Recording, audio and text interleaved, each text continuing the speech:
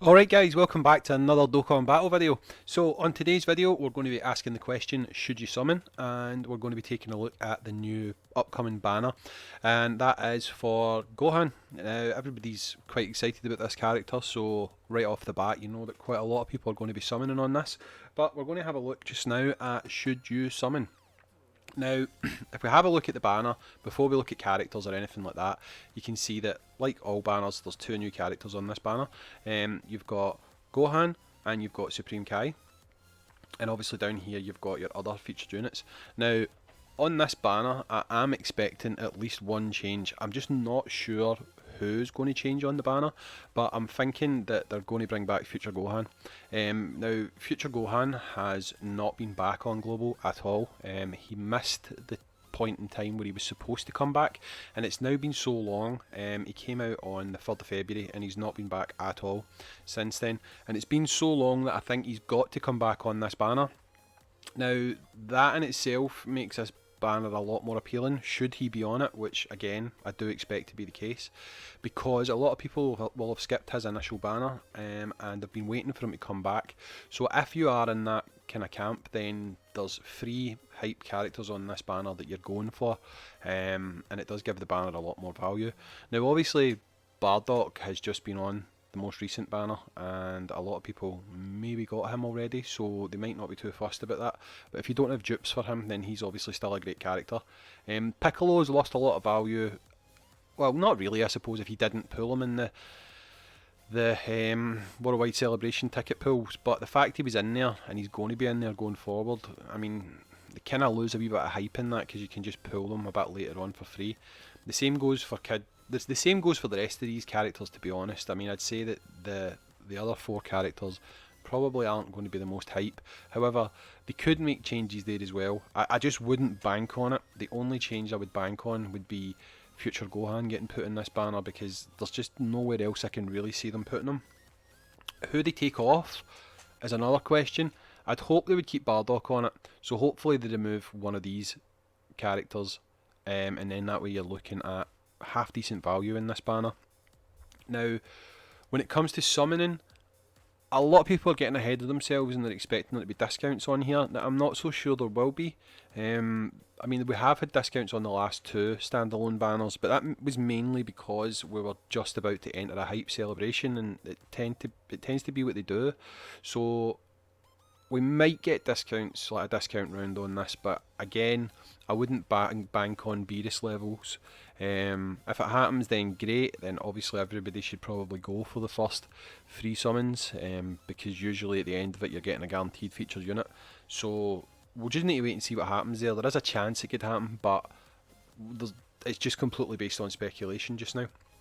So let's take a look at the 2 new characters, and we'll also have a look at Future Gohan as well, who I do expect to be on this banner. If I'm wrong, then I apologise, but I just don't see it. I think he's definitely going to be on here. So we'll go to Gohan, we'll jump to him in his awakened state. There's no point in looking at him before he's awakened. So this Gohan transforms, okay? So before he's transformed, his leader skill, let me just double check, yeah, his leader skill stays the same, that's fine. So his leader skill is Saviours or Hybrid Saiyans. We'll load up Saviours. Category, Key plus 3. HP is 130 and attack and defense is 170. I quite like that. Some people like the HP higher, but I quite like defense to be higher. But it's just personal preference. His super attack is he greatly raises attack and defense and causes immense damage to the enemy.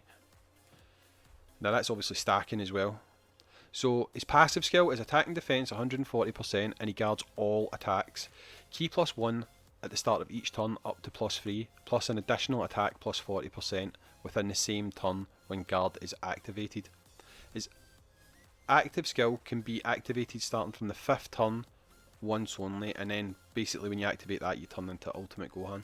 So in this state, this guy is an absolute beast. He's a tank. I've not personally used him, but I have done a race against someone who plays on JP, and he was using Gohan on Super Battle Road, and the guy just carried him through. This character is really, really good, and based on the character alone, he's definitely worth summoning for. Just in this form, that's before we even look at him when he's transformed. When he transforms, his super attack changes to greatly raise his attack for 1 turn and causes immense damage with a medium chance of stunning the enemy. His passive skill is Ki plus 3, attack and defense 158%, and he guards all attacks, plus an additional attack plus 58% for the rest of the battle when the guard is activated. Attacks are effective against all types when facing only one enemy whose HP is 58% or more, or when facing a Majin Buu Saga category enemy. Now, his links in his transform states are Infighter, All in the Family, Sane Warrior Race, Call Judgment, Shocking Speed, Power Bestowed by God, and Fierce Battle, so he's obviously got decent links. And his untransformed states is Brainiacs, All in the Family, Sane Lineage, Call Judgment, Revival, Power Bestowed by God, and Fierce Battle. The only downside to that is that's quite a lot of links. There's a few changes there. So basically when you're leveling the links, you need to put in that wee bit more work. But he is an absolutely fantastic character. He's definitely worth summoning for. And if you're planning to summon for him, it might be worthwhile running the Chocolates mission, the one that's active just now, where you can buy Teen Gohans, get yourself an extra 10 of them. I don't generally say to pre-farm a super attack, but I mean, you can get this guy, you can get his super attack pre-farmed, and if you do pull him, then you're saving yourself on the Kais. So he's a definite pull. His categories are Hybrid Saiyan, Resurrected Warrior, Majin Buu Saga, Goku's Family, Sibling Bond, Revenge, Rapid Growth, and Saviours. We're going to really quickly look at, where is it? The Saviours category. So obviously Gohan's the lead for that. There isn't a secondary lead just now. You can see here it's got alright characters on it. I mean, it's not fantastic, but it tends to be the case with these new categories. They don't seem to flesh them out very well, but over time, you know, they can add quite a lot into them and they could obviously get better. So you're probably going to run them on Hybrid Saiyans or something like that, but he's definitely a decent character. 100% he's worth pulling for, and if you get him, then awesome. You're going to find a lot of events a lot easier to get through because of how good he is.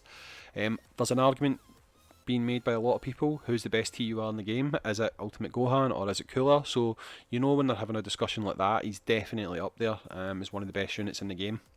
So I'd say that the character himself is definitely worth pulling for. So we'll look at the secondary character on the banner, which is the Supreme Kai. Again, we'll just jump to his Dokkan Awaken state. Now when he Dokkan Awakens, he becomes Kai and Kabuto, okay? And he's also got an active skill as well here. So his leader skill is Patara category, Ki plus 4, attack, HP and defense 100%. He greatly raises defense for 1 turn, and he causes supreme damage with a high chance of stunning the enemy. His passive skill is Ki plus 2, attack and defense 120%. Attacked enemy attack and defense is minus 30% for 2 turns. He's got a high chance of evading enemy attack, including super attack, and he recovers 10% HP at the end of turn. His active skill, he can perform a Patara fusion, and you can do that basically whenever you want. So as soon as you've went into the turn, you can activate him. You can do it turn 1 if you want to. His links in this state are Telekinesis, Solid Support, Cold Judgment, Master of Magic, Godly Power, Supreme Power, and Fierce Battle. His categories are Realm of Gods, Majin Buu Saga, Patara, and Joined Forces. So we'll jump over and we'll look at Kabuto Kai. This is his transformation. Okay, so his super attack changes to greatly raises attack and defense for 1 turn, causes supreme damage to the enemy, and seals the super attack. Ki plus 3, attack and defense 150%, all enemies attack and defense minus 20%, and he stuns the attacked enemy for 2 turns, and he recovers 10% HP at the end of turn. His links are Power Bestowed by God, I think that's the only one that changes, that's why it's highlighted, and Fused Fighter, sorry, they might be the only 2 that changes. Links are Power Bestowed by God, Solid Support, Cold Judgment, Master of Magic, Fused Fighter, Supreme Power, and Fierce Battle. Let me just double check that, is it the other way about?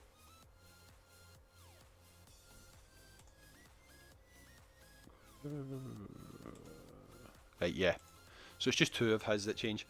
Obviously the categories all stay the same. So Supreme Kai is definitely another good character to pull for, but again, you know, with these secondary units, sometimes they can be harder to get than the main unit on the banner. So we're going to have one final look, and that is at who I predict to be another units added to this banner. again, I just can't see him not being put on this banner. There's no other place for him to really go between now and Christmas, and I don't see them holding out until Christmas for him, so I really think this is going to be the time where Future Gohan comes back to Global. So, looking at him, Bond the Master and Disciple as his set category, and Hybrid Saiyans. It's Ki plus 3, attacking HP and attack 170%, and defense 130%. Super attack in his base state greatly raises defense for 1 turn and causes immense damage to the enemy. His passive is attacking defense 100%. He reduces damage received by 58% when the HP is 58% or less. Bond the Master and Disciple category allies get Ki plus 1 and attacking defense plus 30%, and he transforms when conditions are met. Now, I've got Gohan, and I can tell you, even at 55%, which is all I've got him at, he's awesome. He's really good. This damage reduction is really good as well. It's in specific events, so he's definitely a good character. I mean, if he's a secondary character on this banner, you want to go for him, you know. So his transformation conditions: he transforms when HP is 58% or more with an ally whose name includes Trunks. Okay, so obviously you're running Hybrid Saiyans, you've not got a problem putting Trunks on here. Kid and GT don't count, and it's from the 4th turn of battle. Okay, his links are All in the Family, Saiyan Warrior Race, The Saiyan Lineage, Cold Judgment, Experienced Fighters, Dismal Future, and Fierce Battle. His categories are Hybrid Saiyans, Future Saga, Transformation Boost, Goku Family, Super Saiyans, Android Cell Saga, Bond the Master and Disciple, and Desperate Struggle. So he's obviously got a lot of categories as well. We'll look at him when he's transformed. When he's transformed, his super attack is raises attack and causes immense damage to the enemy. Attack plus 100%, reduces damage received by 58%, Ki plus 1 and attacking defense plus 30% per Bond of Master and Disciple category allies attacking in the same turn, and he launches an additional super attack when there's an androids category enemy. The only 2 changes it looks like here for the links are Super Saiyan and Golden Warrior, so that's not too bad. You've not got to level too many links. Again, 3rd of February, you're over 6 months now, so I definitely think that Gohan is going to come back on this banner. I would be willing to bet on it, okay, but nobody offered to bet me because I'm not doing it. But I reckon he's definitely going to be coming back on this banner. So if we look at it again, if you just imagine that Gohan's on this banner, then personally I would say yes, summon on the banner. If there's discounts, then it's a no question, definitely summon on the banner. But if Gohan's on this banner, along with the other Gohan and the Supreme Kai, I definitely think this banner's worth having a couple of summons on anyway to try and see if you can pick him up. Obviously, you might be a bit light on coins and stuff like that, just not coins, sorry, stones, because obviously we've just had the 2 anniversaries, but there's still a bit of time between now and then to save up. We'll probably get a thank you for your support, bunch of free stones. There's a good chance that we'll get a chain battle. I'm thinking with the fact that Gohan is obviously a Hybrid Saiyans character,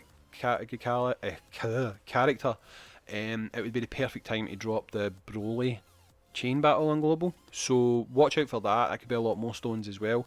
I definitely think it's worth going in on this banner though, because like I say, if you get Gohan, even at 55%, he's an absolutely amazing unit.